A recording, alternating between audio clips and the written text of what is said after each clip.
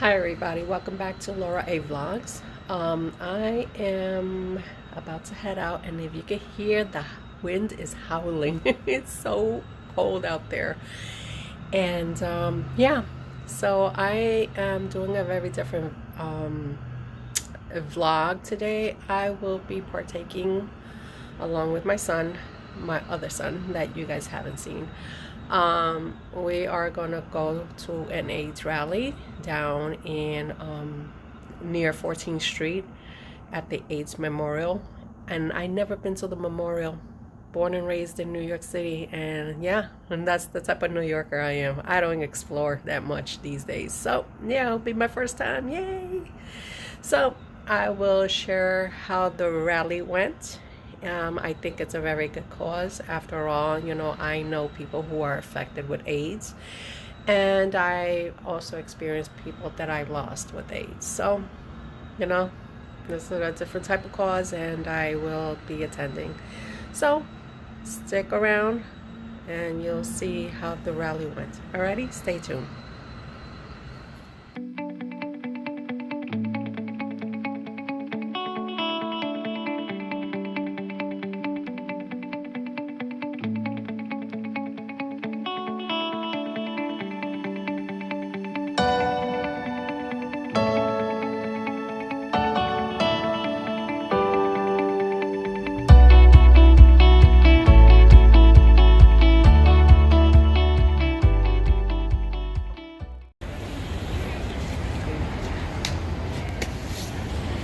Okay, I finally arrived at the location.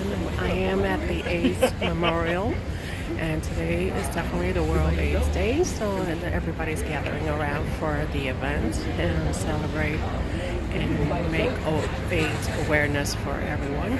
And yeah, it seems like they're starting to get everybody together. So I hope you enjoyed this video.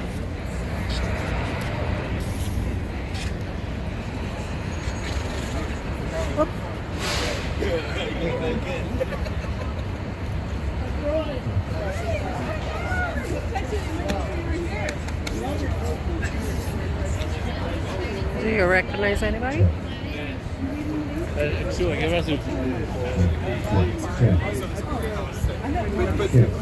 Goes everybody there?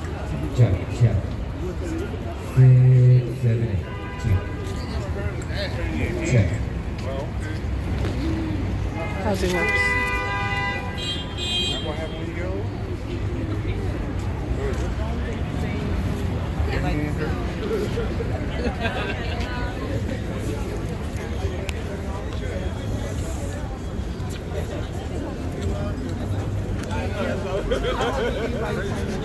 You recognize anybody? Right now it is 58.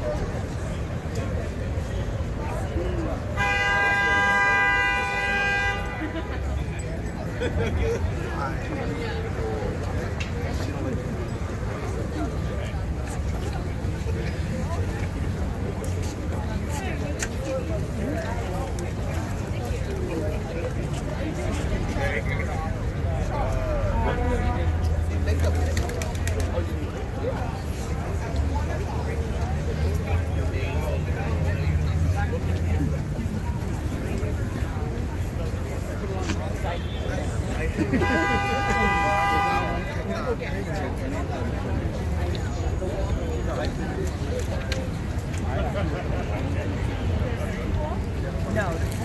Okay.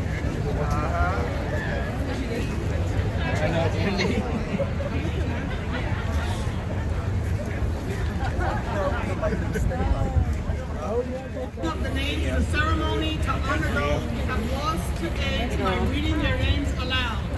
We are now in the 5th decade of the AIDS epidemic.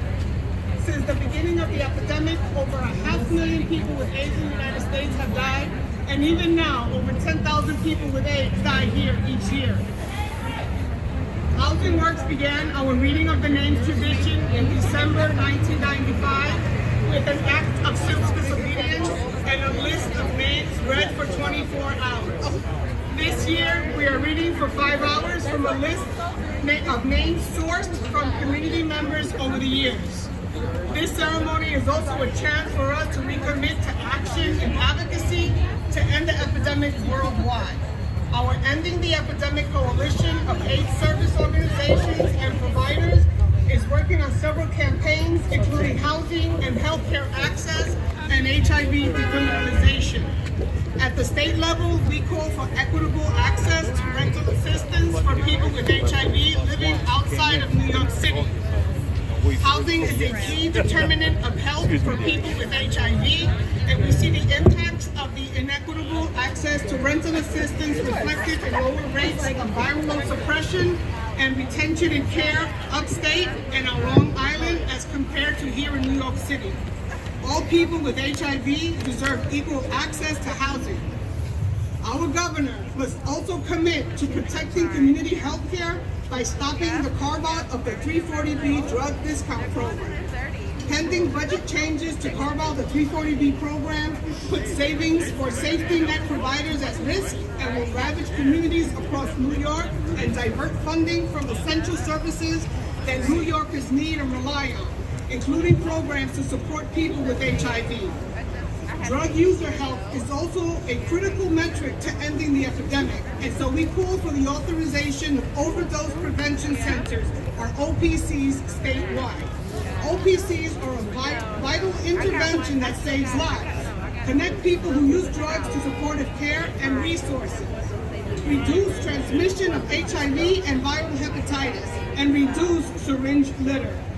On points, 2 OPCs in New York City have saved hundreds of lives in just 1 year of opening.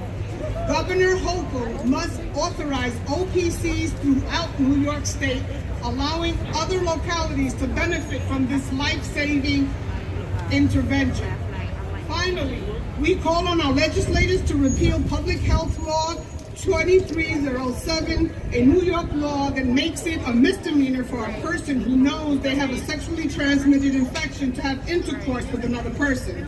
This outdated law ignores modern science and medicine and disproportionately targets communities of color, particularly queer communities of color and those engaging in sex work, and contributes to stigma around testing and treatment.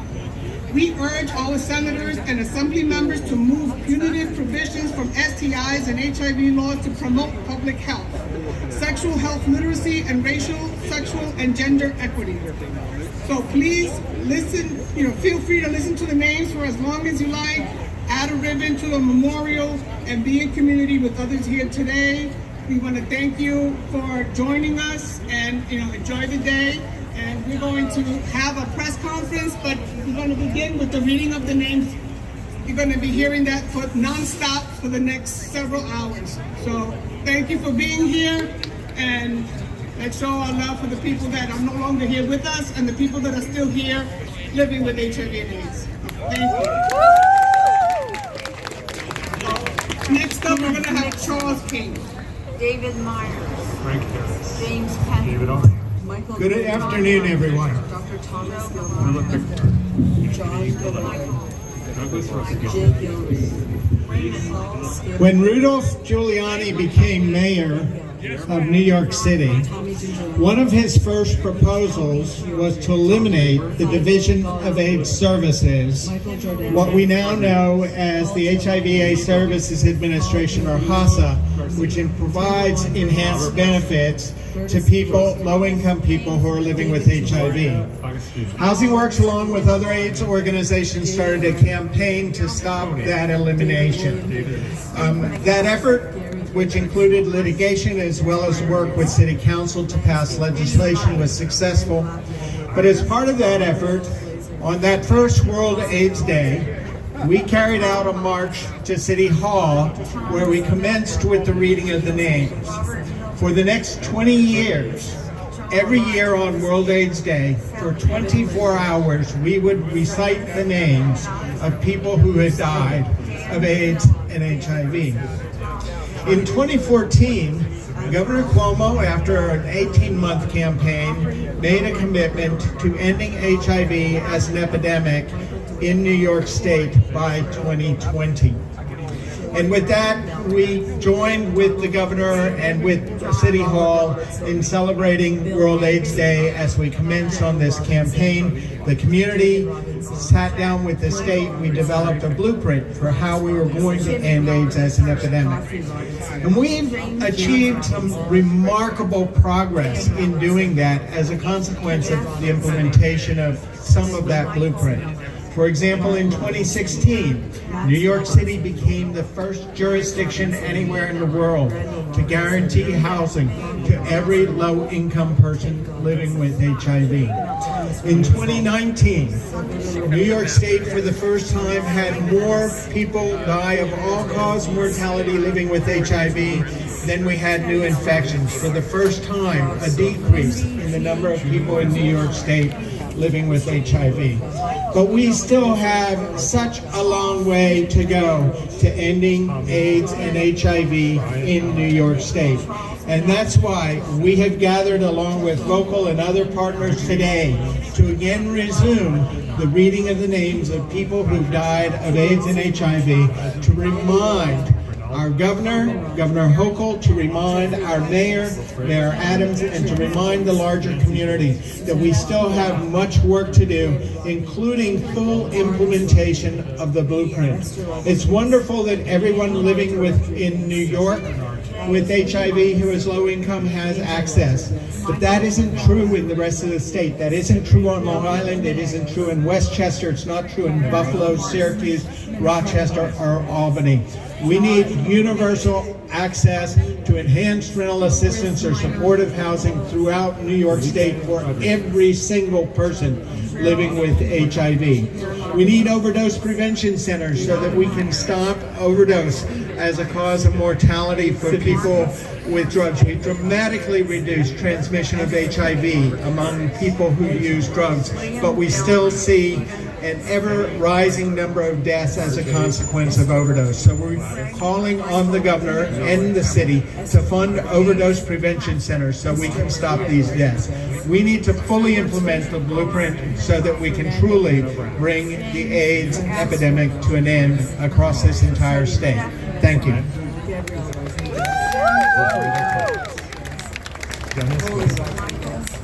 I'd now like to introduce Assembly Member Rosenthal. Hi everyone, I'm Assembly Member Linda B. Rosenthal. I represent the Upper West Side, parts of Hell's Kitchen in Manhattan. First thing I'd like to do is just mention two names of my friends who passed away from AIDS, David Boulanger and Jeffrey Poff, and I miss them a lot.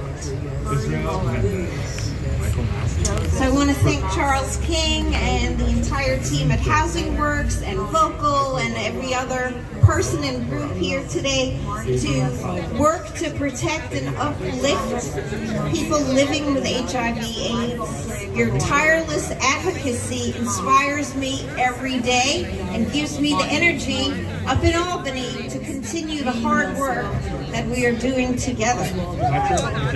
For decades, Americans viewed HIV/AIDS through a lens of stigma, bigotry, and shame.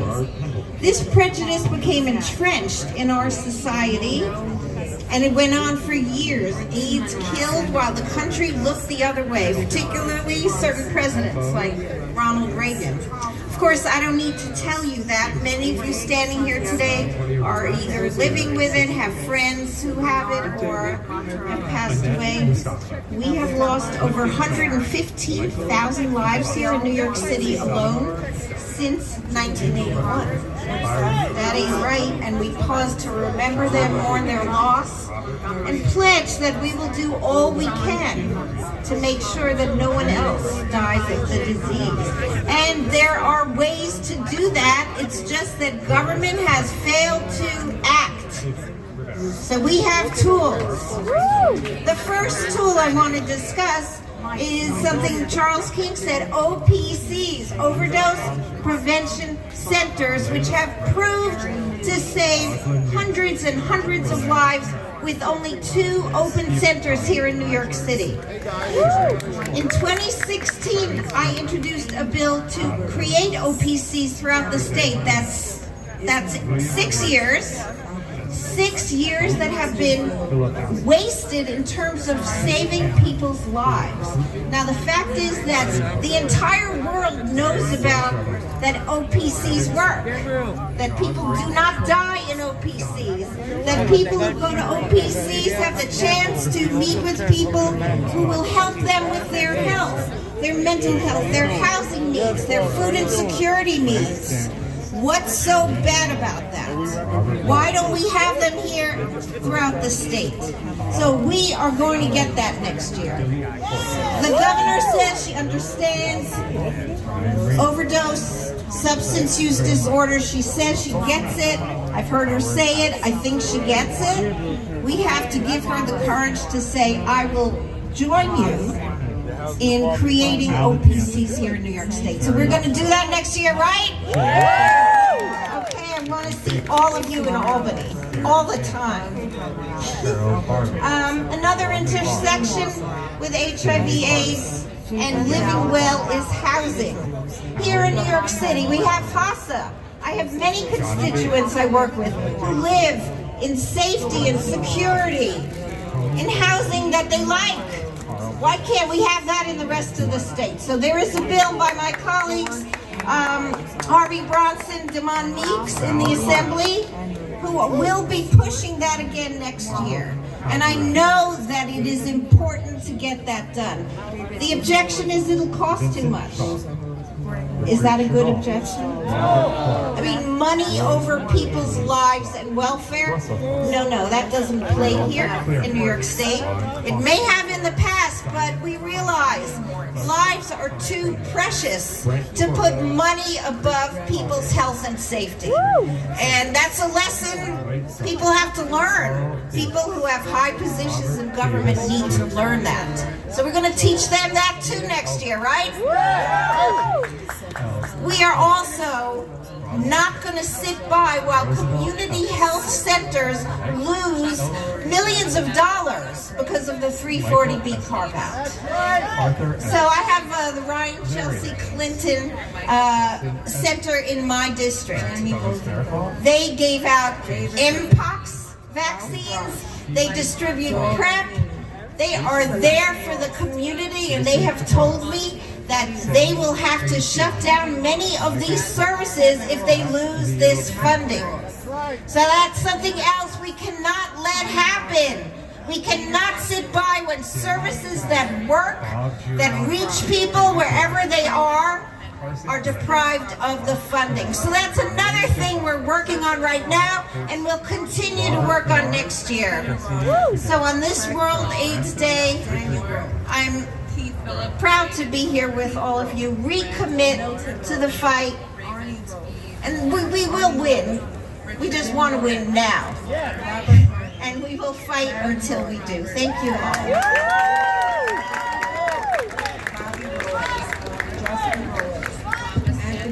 When we fight, when we fight, when we fight, we win. Thank you, everyone. Next, I'd like to ask to join me Assemblymember Jessica Gonzalez Rojas. Thank you so much. Good afternoon, everybody. My name is Jessica Gonzalez Rojas. I use she, her, pronouns. On this World AIDS Day, I want to offer a name of remembrance of a loved one in my life, Eli Baez, who died of aggravated cancer and HIV in 2015. I think of him every day, but today is particularly poignant for me. So I'm here to mourn the dead, but fight like hell for the living. Let's mourn the dead while fight like hell for the living. And it is about bringing dignity, bringing equity, and bringing justice into the work that we do every day to save lives. And I'm so proud today to announce that we are introducing a bill that will decriminalize HIV and AIDS criminalization of sexual activity here in New York. I'm so proud to work along the NYCLU, with Housing Works, and with all the advocates that are here today that understand the lived experiences of criminalizations in our community. HIV and AIDS is a public health crisis. We do not solve public health crisis with criminalization. We solve public health crisis with public health solutions. And that means changing policies, systems, and structures to ensure that everyone can get the care that they need, not just to survive, but to thrive. So I'm so proud to introduce this bill. I'm so proud to be a co-sponsor of Assemblywoman Rosenthal's bills that will save lives. Public health interventions mean housing.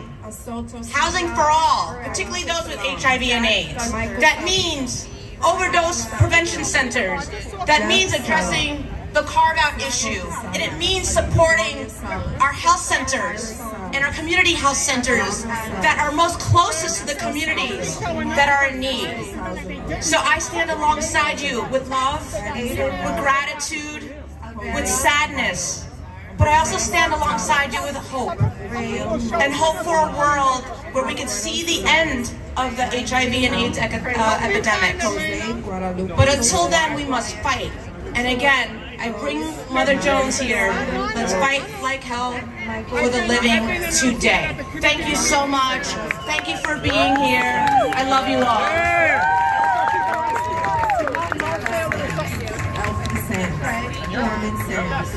Nathaniel Thompson, Gregory Martin, Robert Sanford, Rachel Humphreys, Joan Sanford, Calvin Logan. Everybody, hi. I want to thank everybody for showing up and for being here. My name is Valerie Reyes Jimenez, and I am someone who is living with HIV. I was HIV positive in 1981. I didn't get a piece of paper that said I was HIV positive until 1989. In 1992, I lost my husband from HIV, and his son is here with me today, my son. And by the grace of God, I know they're negative, but I will say that being HIV positive has given me a direction in my life. It is not a death sentence, although I was told that I wasn't going to live to see my son grow up. He's 35. And just this week, I got to celebrate my granddaughter's 20th birthday.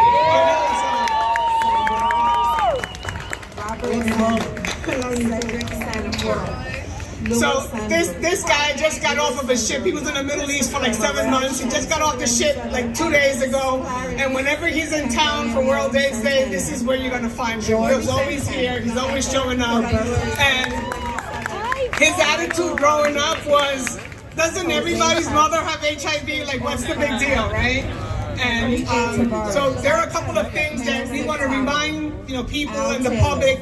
And I want to thank each and every one of you for being here, because just your presence means that this is important to you. The work that you do is important. And as a former client of Housing Works, I thank you for the work that you do every single day. And not just Housing Works, but the work that Vocal does, the work that every AIDS service organization in this city, in this state, in this country does. This is a worldwide problem. AIDS has not gone away, and just like our banners say, AIDS is not over until it's over for everyone. And I just want to remind everyone that the readings of the names is a ceremony to honor those we have lost to AIDS by reading their names aloud, and we want to recommit to this action and advocacy to end the epidemic worldwide. We want to call on Governor Hochul to ensure equitable access to housing for all people with HIV. We want to protect community health care. We want to authorize overdose prevention centers statewide. And we want to decriminalize HIV status. So we're going to be handing out some of these flyers. So look for them. It's a QR code. It's going to show you how to get involved, how to stay involved and how to help other people learn about the issues that are currently still happening. And so now I'm gonna kind of step back, and we're just gonna hear the names of people that have died. And these are books that we've had for about a good 25 years now. And unfortunately, just yesterday we added another 2,000 names that just came out of our organization alone. So it's incredible. But thanks again for being here, and now I'm gonna stop.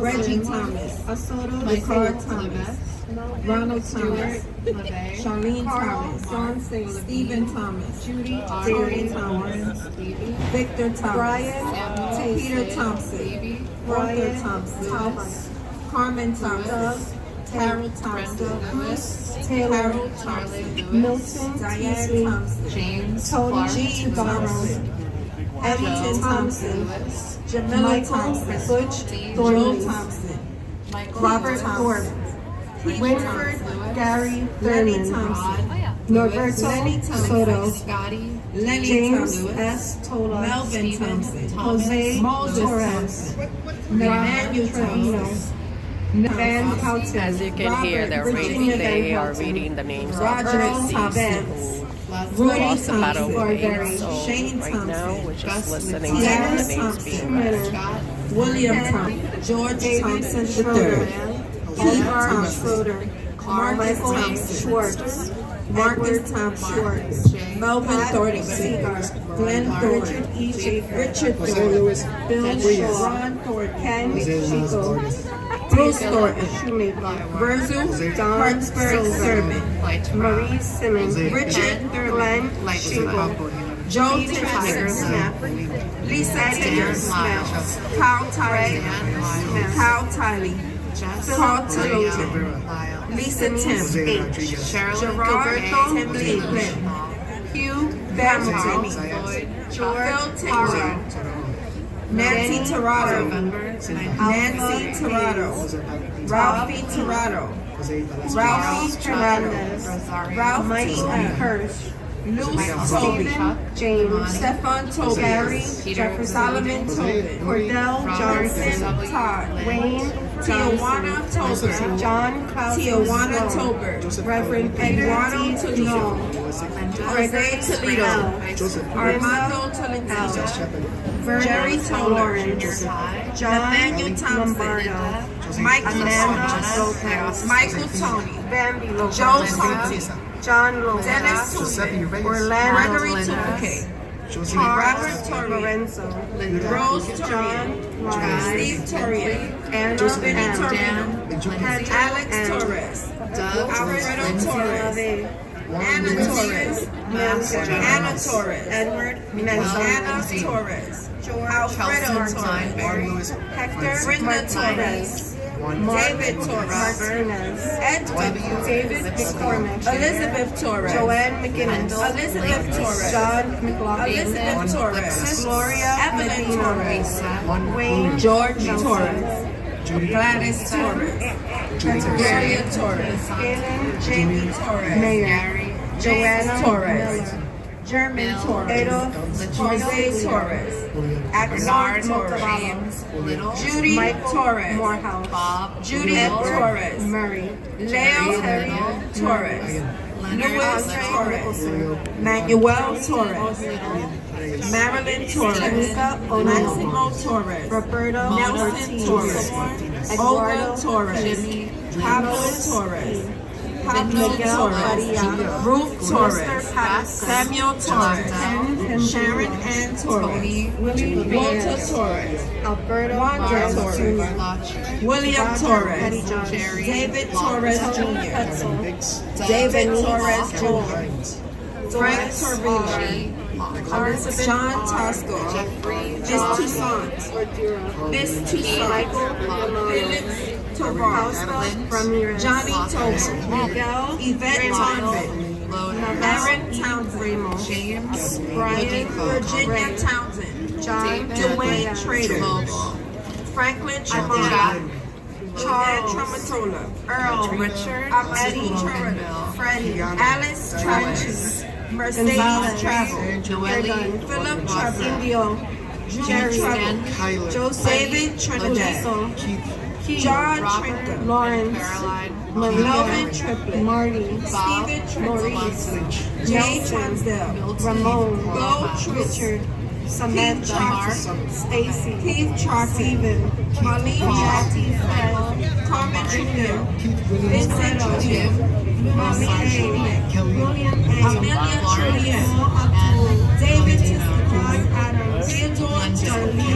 Adamson, Robert Darlingis Adamson, Joseph Minerva Adorno, Tucker, Stephen Allen, Barry Tucker, Nicholas Alvaro, Barry Tucker, Buzz Tucker was, Gregory Angelus, Grant Carol Angelus, Ron Tucker, Cherie Victoria Arrera, Stanley Tucker, Lynette Milton B, Jimmy Denard B, Peter Thumbleseed, Isaiah B, Virgin Marshall, Lalu, Mark Turgi, Balzano, Barrett Farrell, Charlotte Turner, Ben Sider, Curtis Kevin Turner, Phyllis Turner, Randy Turner, Ruben Turner, Sonny Turner, Billy Turner, Joe Turner, Andrew Tuso, Connie Tui, John Tyre,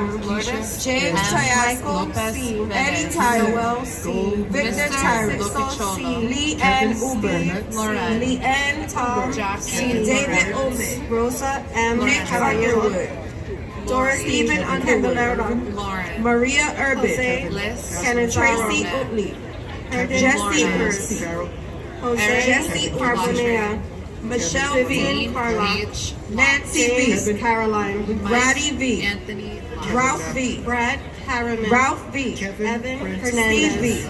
Pedro Alberto Valderrama, Anna Valdez, Anna Valdez, Tim Valdez, Alfredo Valencia, Lawrence Alfredo Valencia, Javier Valencia, Jesus Valencia, Chuck Lewis Valencia, Diane Dean Valencia, Raphael Valencia, David Algrim, Armando Anthony Lott, Billy Valentin, Israel Valentin, Juan Valentin, Juanita Valentin, 1992, Roberto Valentin, Luann, Tony Valentin, Israel Valentin, Brad Louis, Jose Valentin,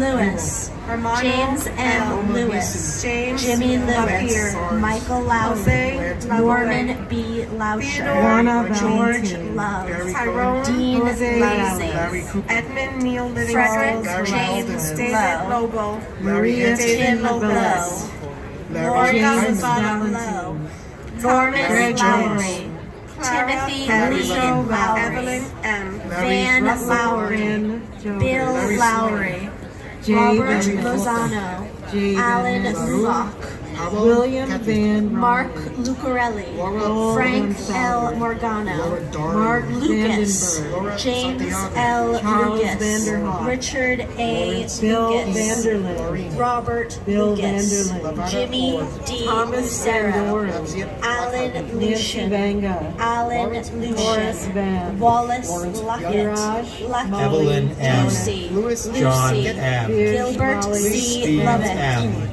Jack Lewick, Sam Lufkin, Gina Lawrence Pierce, John Joey J. Pierce, John Pierce, Lester Pierce, Stephen Marty Pierce, Billy Michael Martin, Pierce, Reverend Robert Martinez, Pierce, David Robert L. Martinez, Pierce, Tyler, Rosetta Pierce, Mass, Pierre Bread and Roses, Leo Pierre, Simmons, Jean Leon Pierre, Diaz, Michael Pierre, Richie, Pierre Cook County Hospital, Fratelli, John Piero, Bernard B. Edgar Pietro, Jr., Leo Petrangelo, Randall, John Paul Harper Jr., Anthony Tony Piechner, Scott Gosh, Randy Pike, Randy Pike, Tom Pike, David Picot, Jane Picot, Daryl Belcher, Anthony J. Pileggi, Mommy Ann Pileggi,